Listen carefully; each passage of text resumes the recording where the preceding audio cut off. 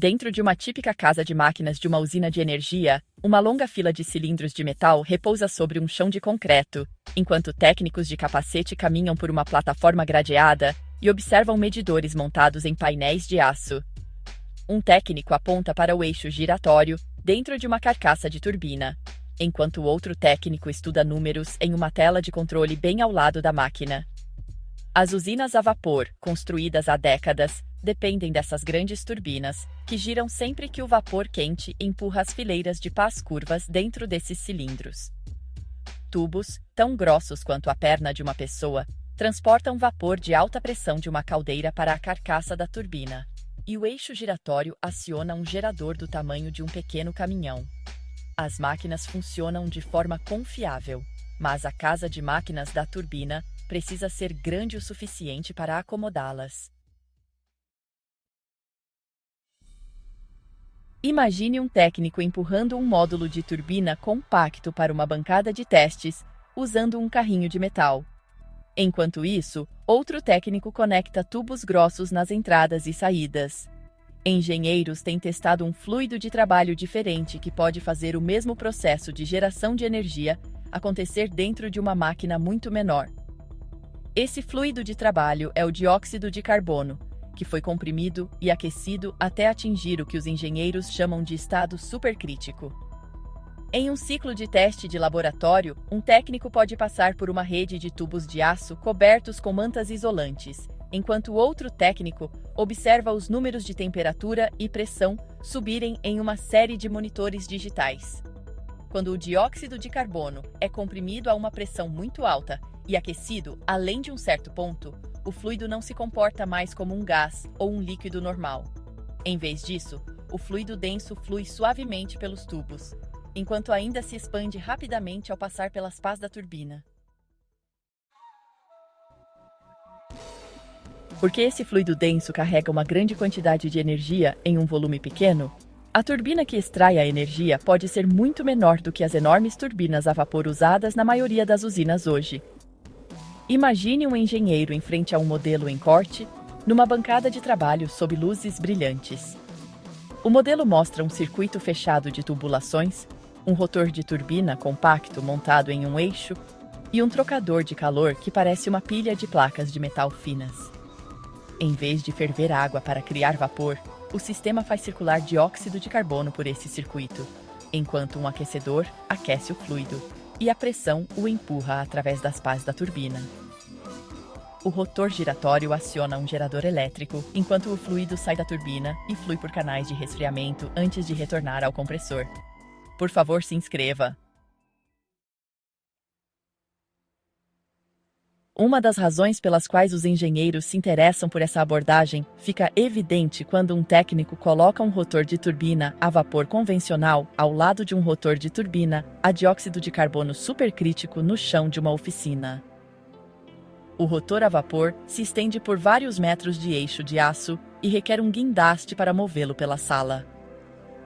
O rotor de dióxido de carbono supercrítico pode frequentemente ser levantado por um pequeno guindaste e montado em um invólucro compacto em uma bancada de metal.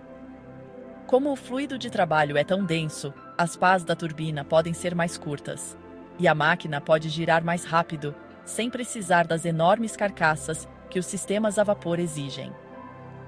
Pesquisadores dos laboratórios nacionais Sandia operaram plataformas experimentais onde técnicos ficam ao lado de unidades de turbina compactas conectadas a conjuntos de sensores de pressão e displays de dados de alta velocidade.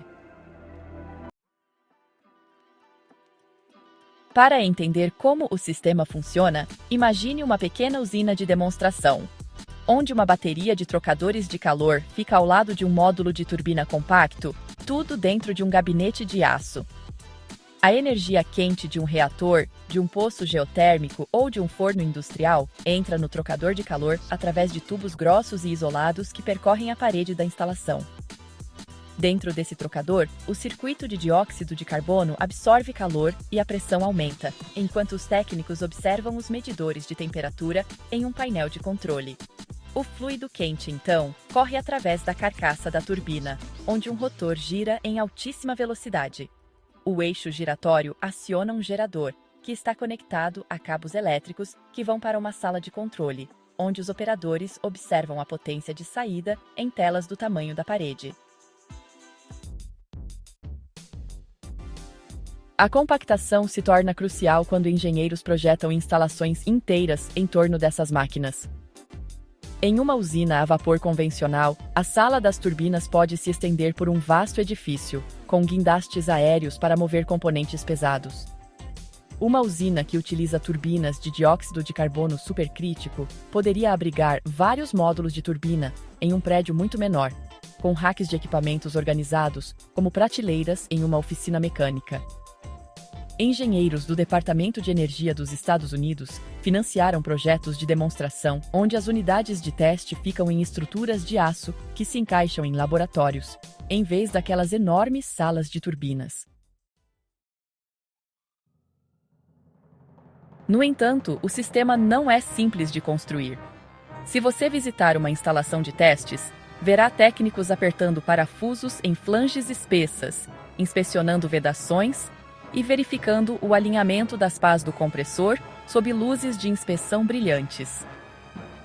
O dióxido de carbono supercrítico opera em pressões extremamente altas, frequentemente acima de 20 megapascals, o que significa que cada junta de tubo e válvula deve suportar uma força enorme dentro da tubulação. Um pequeno vazamento pode fazer com que o fluido denso escape rapidamente, e a expansão súbita pode resfriar as superfícies metálicas próximas ou danificar as vedações ao redor da carcaça da turbina. Um desafio surge nos trocadores de calor que transferem energia para o circuito de dióxido de carbono.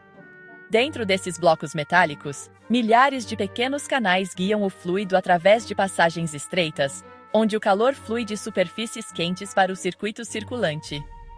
Se um técnico remove a tampa de um trocador de calor durante a manutenção, as placas internas revelam passagens extremamente finas, que lembram o interior de um radiador de carro, mas feitas de ligas metálicas espessas. Organizações como a Sociedade Americana de Engenheiros Mecânicos publicam padrões de design que os engenheiros utilizam ao construir vasos de pressão e tubulações de alta temperatura para esses sistemas. Outra dificuldade é controlar a turbina quando as condições dentro do circuito mudam.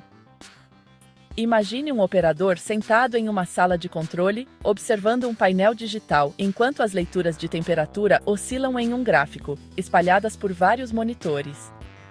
Quando a entrada de calor aumenta ou diminui, a densidade e a pressão do dióxido de carbono mudam rapidamente dentro dos tubos. O sistema de controle deve ajustar a velocidade do compressor, as aberturas das válvulas e a carga da turbina para manter o circuito estável enquanto a máquina continua girando. Engenheiros que trabalham com o Electric Power Research Institute estudaram como softwares de controle e redes de sensores podem manter uma operação estável enquanto os operadores monitoram o sistema através de fileiras de luzes indicadoras piscando e telas de dados rolando. Falhas nesse tipo de maquinário geralmente aparecem primeiro em componentes mecânicos que operam sob estresse extremo. Um técnico inspecionando uma turbina após a paralisação pode usar uma lanterna para procurar pequenas rachaduras na superfície polida de uma pá do rotor bem rente à borda de metal.